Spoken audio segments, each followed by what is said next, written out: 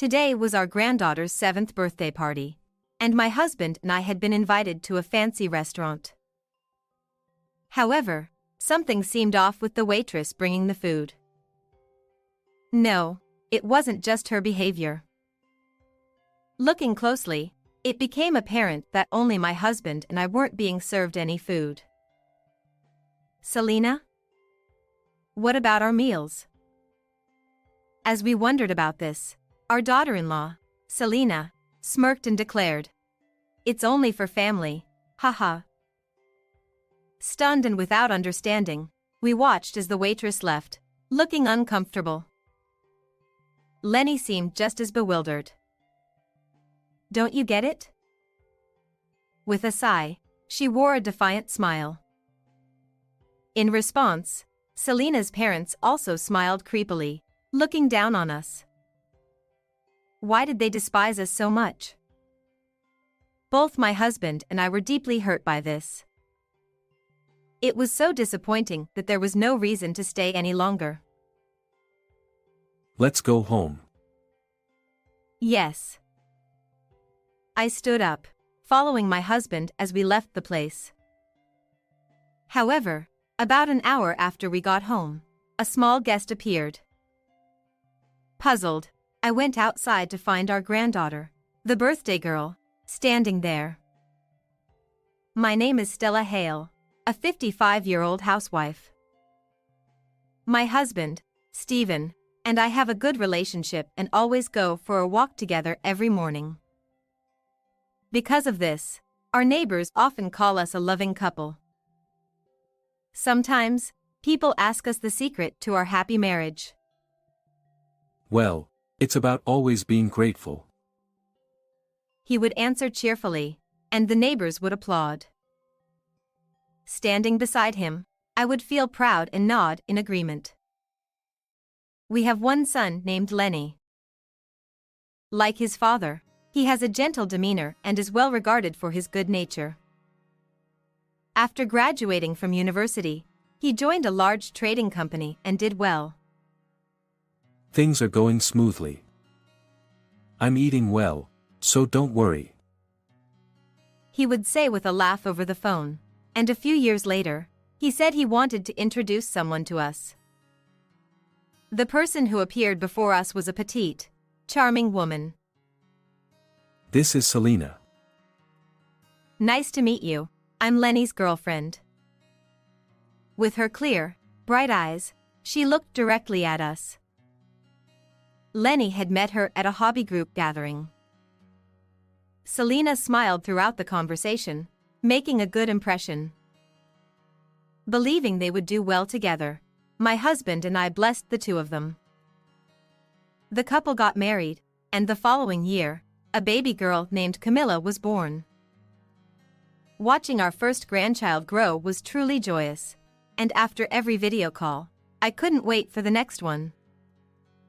What should we get her for her next birthday? Her birthday. Didn't we just give her a gift recently? I just want to prepare in advance. I was excited, while Stephen seemed slightly exasperated.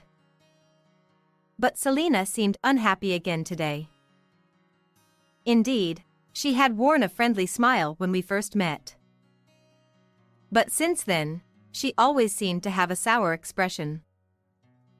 I didn't recall doing anything wrong.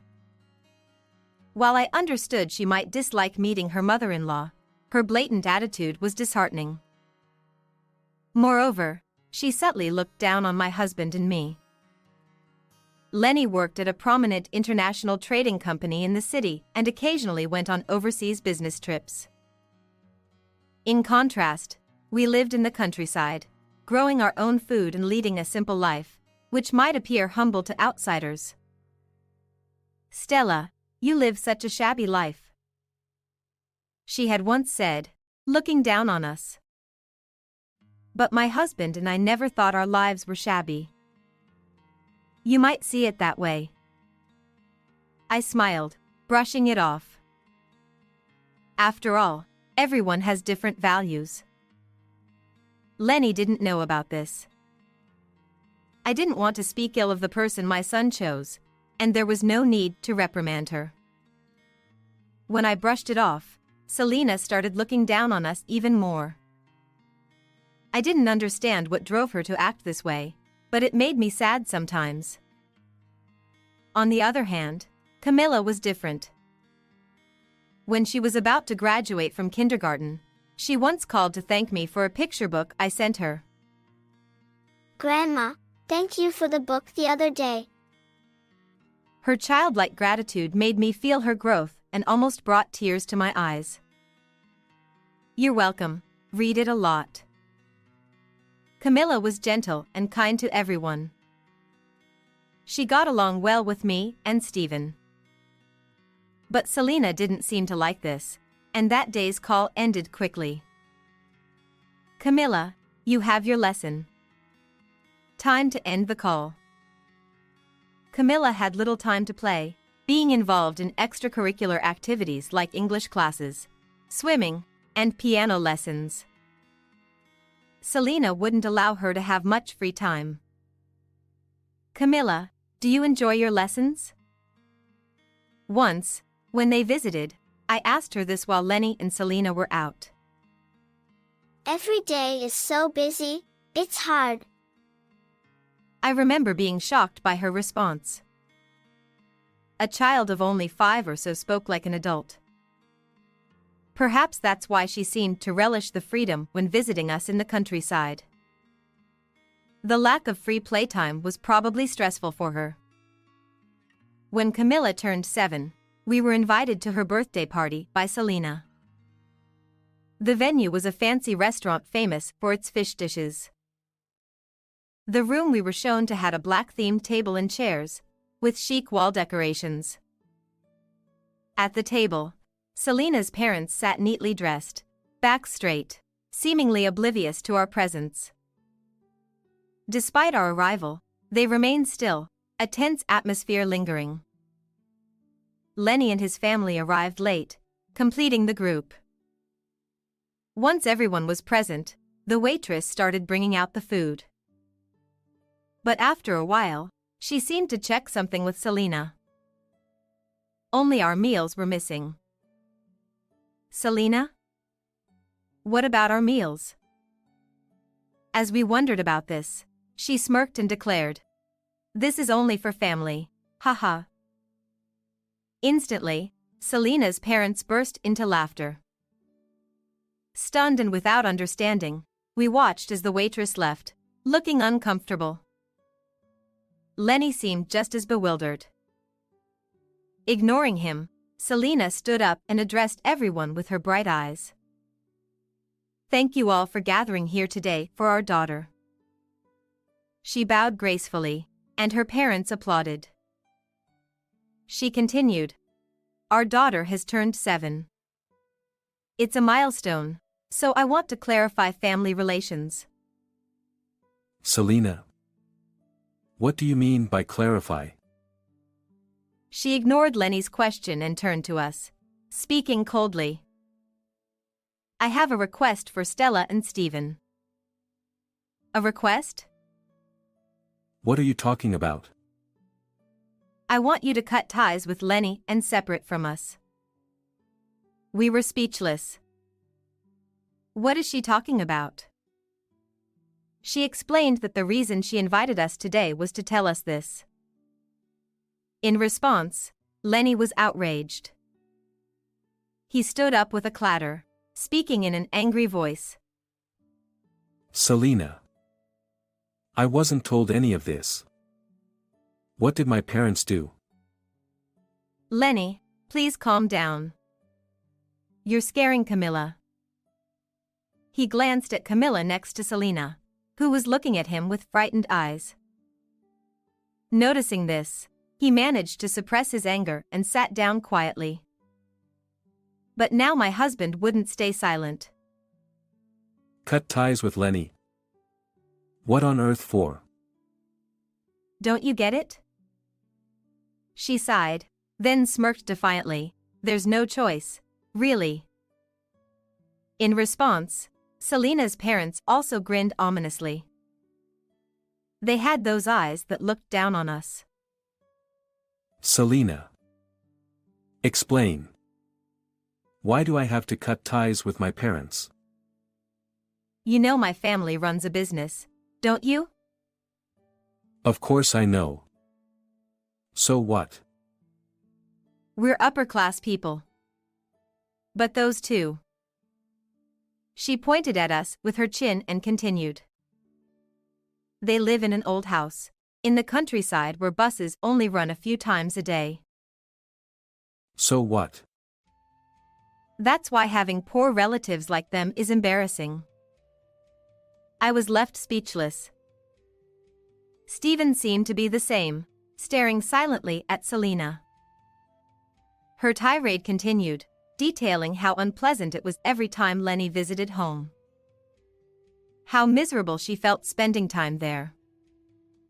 How walking down rural roads and dealing with the inconveniences of country life was unbearable. Complaints about frogs and insects followed.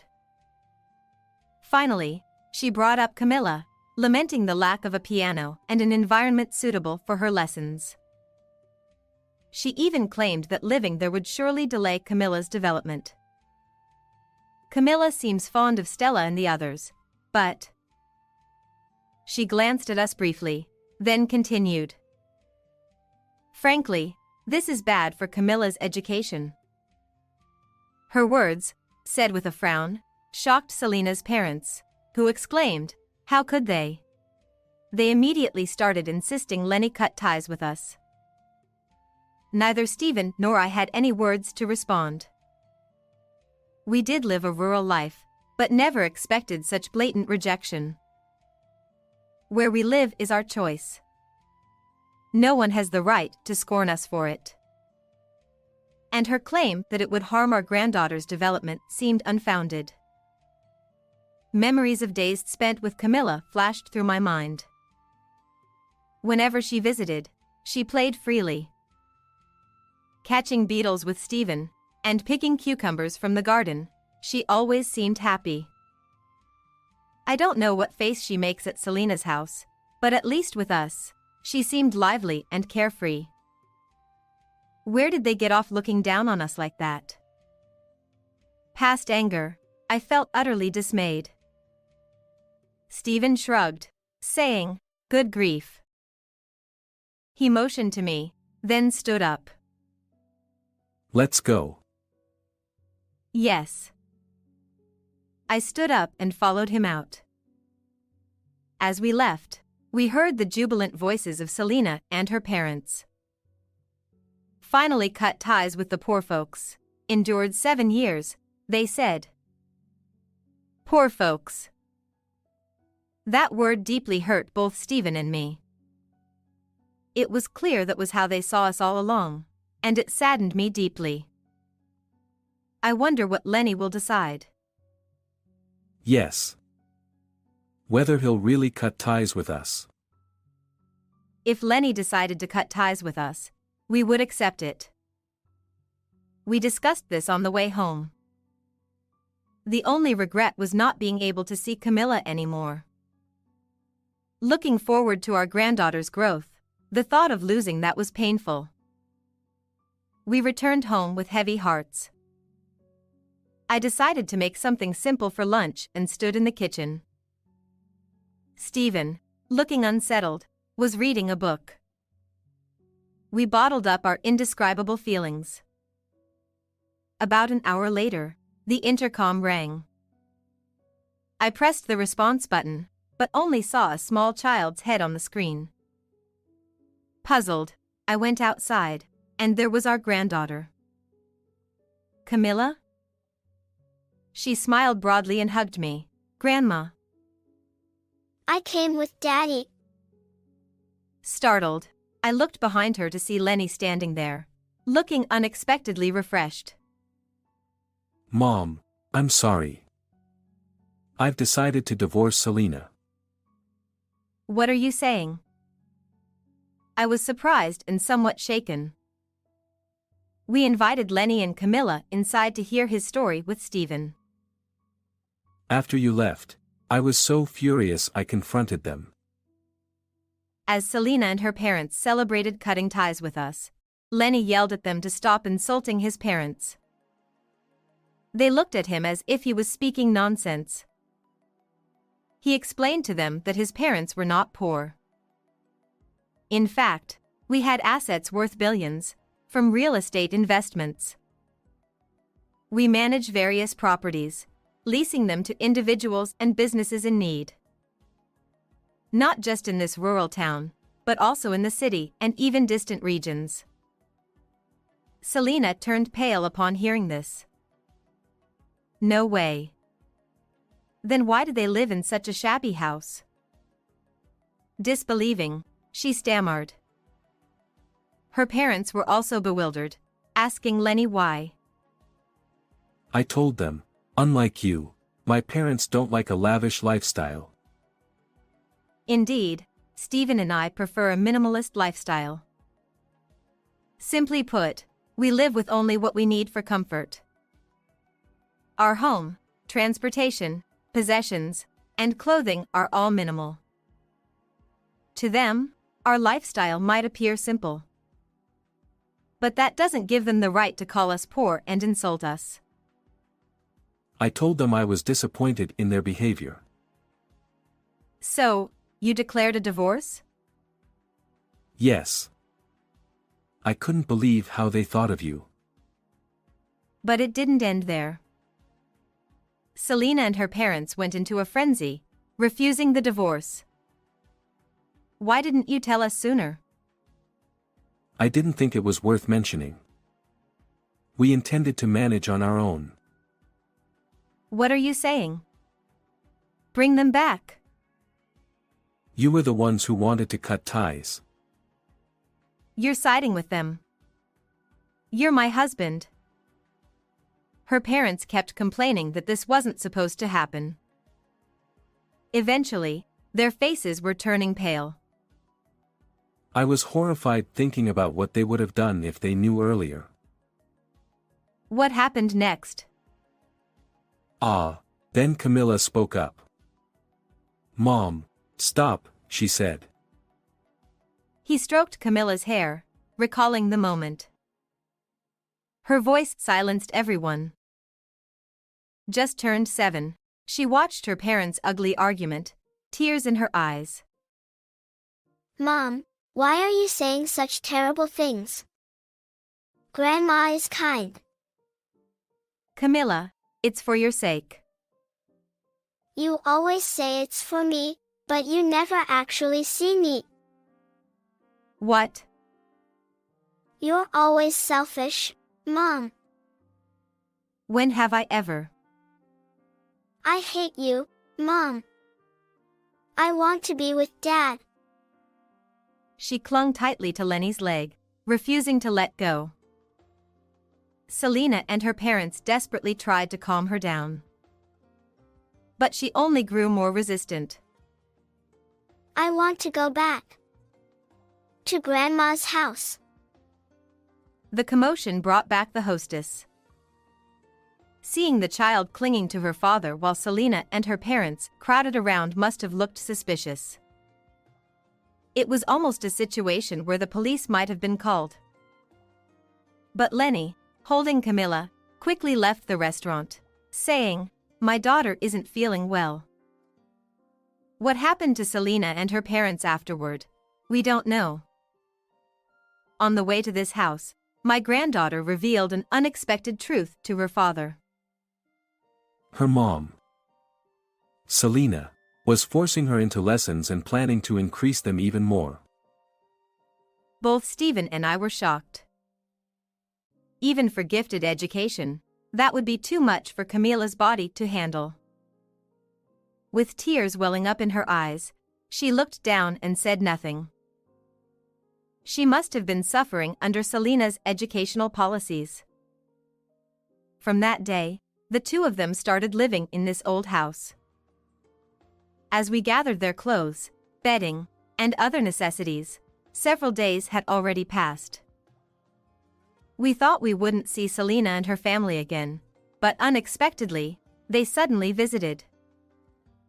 Everyone gathered in the living room, and I sensed something was off with Selena and her family's desperate expressions. There was none of the composure they had last time we met. "We're here to ask you to withdraw the divorce from Lenny." She began with this and started explaining their current situation. Their business was failing, and their finances were in dire straits. Yet, they were still spending money to maintain their affluent lifestyle. They had almost no savings. That's when they set their sights on Lenny's income. He worked for a foreign trading company and had a stable and high income. So, they intended to siphon off his earnings entirely. Siphon off is such a harsh term. We just wanted him to help with our household finances. What do you think of our son? He raised his voice in rare irritation. "Weren't you counting on my husband's earnings as well?" she said smugly, although it was completely off the mark. "Why would we rely on our son's income? Living in such a shabby house, it's not surprising to think that, is it?" She thought it was terribly wasteful. "So you schemed to cut me off from my parents? That's crazy." "Please don't say that. I'm reflecting on my actions now." Lenny firmly refused to retract the divorce. Their miscalculation was not knowing that we, his parents, also had significant assets, even more than Lenny. They seemed to want to reconcile with Lenny to get their hands on our inheritance. My husband and I exchanged surprised glances at their obvious motive. To them, it might be just money, but it's our precious savings. It's for our retirement and to be passed on to Lenny and Camila's future. The thought of it being squandered made me increasingly angry. "I'm sorry, but we have no intention of giving you our inheritance." "What?" "Also, regarding Lenny's divorce, neither my husband nor I intend to interfere. It's a matter between the two of you." We told them to discuss it thoroughly and tried to send them away, but Selena and her parents started yelling. They called me a terrible mother-in-law, so I had no choice but to take a firm stance. "By the way, your rent for the downtown office has been overdue for 6 months, hasn't it?" When I said this, they fell silent and their faces turned pale. I didn't want to bring this up, but there was no other choice.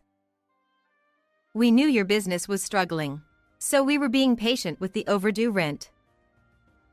They looked like they wanted to ask how we knew, and my husband delivered the final blow. "We have no choice. We'll show you this." He quietly handed them an envelope. Though his actions were calm, I knew he was definitely angry. Selena took it fearfully and opened it. Inside was a payment demand for the overdue rent. "A lump sum payment for the overdue rent? But why do you have this?" She read it with trembling hands. The answer was written in the demand notice. "Landlord, Stephen Hale." "The office you're renting is managed by us." Selena was stunned and lowered her head in disbelief. Her parents had the same reaction, turning their pale faces towards us. They tearfully asked if we could waive the lump sum payment. But we remained silent, showing no intention of complying. They should be grateful we've overlooked it until now. Selena looked shocked and raised her head abruptly. "Couldn't you extend the payment deadline? A lump sum repayment for 6 months is too much." Her voice sounded as if she'd come up with a great idea, but we shook our heads. "No. We need you to pay it all at once." Additionally, Lenny handed over another envelope. "Here's something from me too." Selena hesitantly took it. Compensation and a demand for Camila's custody. I recently checked my bank account. I'd left the finances to Selena, so I didn't know, but... She flinched and looked at Lenny with a strained face. It seems you've used a lot of my money. Not only luxury brand bags, clothes, and accessories but also spa fees were withdrawn. Realizing that retracting the divorce was inevitable, Selena and her parents looked hopeless. They surprisingly handed over Camila's custody easily. Whether it was for Camila's sake or because they were shocked to be called poor by those they had despised as poor was unclear. Without saying anything further, they left in a daze. A week after Selena's unexpected visit, the overdue office rent was paid in full. We didn't know where they got the money, but it didn't matter. Also, the compensation to Lenny was paid about a month later. Selena sent Lenny a message saying she wanted to talk again, but... What's there to discuss now? This is absurd. Enraged, my son blocked her messages and decided to communicate through a lawyer. Later, we heard from the neighbors that Selena's family had gone completely bankrupt. Right after hearing this, they contacted us about vacating the office. They must have judged that continuing the business was impossible. After completing the cancellation procedures, Selena fled. As an aside, another company applied to rent the now vacant office. So far, they haven't missed any rent payments. As for Selena's family, they were left with a huge debt and started working to pay it off. However, they had little experience working under others. They constantly had trouble with their superiors, colleagues, and even clients, resulting in frequent job changes. Unless they change their haughty attitude, this will likely continue. After the divorce was finalized, Selena contacted Lenny again. Give Camila back. What was she thinking? Stephen saw through her intentions. She probably wants to demand child support. What a disgraceful lot they are. Well, whether to comply or not depends on Camila. When we asked our granddaughter, she shook her head. No. I want to stay with Dad and in this house. We respected her wishes and replied to Selena that we could not comply. Afterward, Selena's family sold their house and moved into a cheap apartment. The apartment wasn't managed by us but by a real estate investor friend.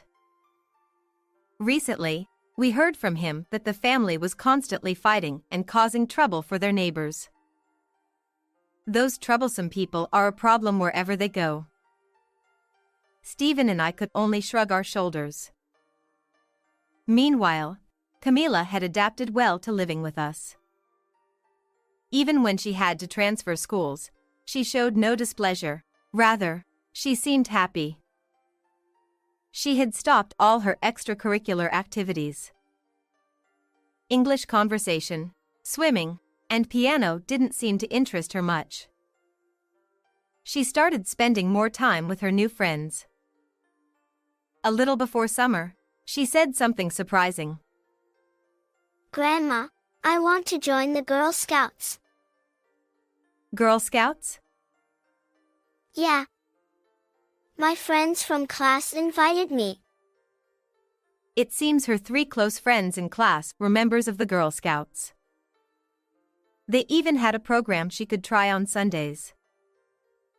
Although she had said she didn't want to do any more extracurricular activities, now she was taking a step forward. This made me very happy, and I decided to support her. When I told Stephen, he felt the same way. That's great. Let Camila do what she wants. Thank you, Grandma, Grandpa. Camila jumped for joy, but Lenny interrupted. Wait a minute. You'll need a guardian to accompany you at first. I'll go with you. Camila's face lit up even more at his words. She seems to be smiling more than ever. And I feel like I hear thank you from her more often. Who could have influenced her like this? Who knows? We exchanged glances, savoring our happiness and laughing together. How did you like today's story? Don't forget to subscribe to our channel. See you in the next video.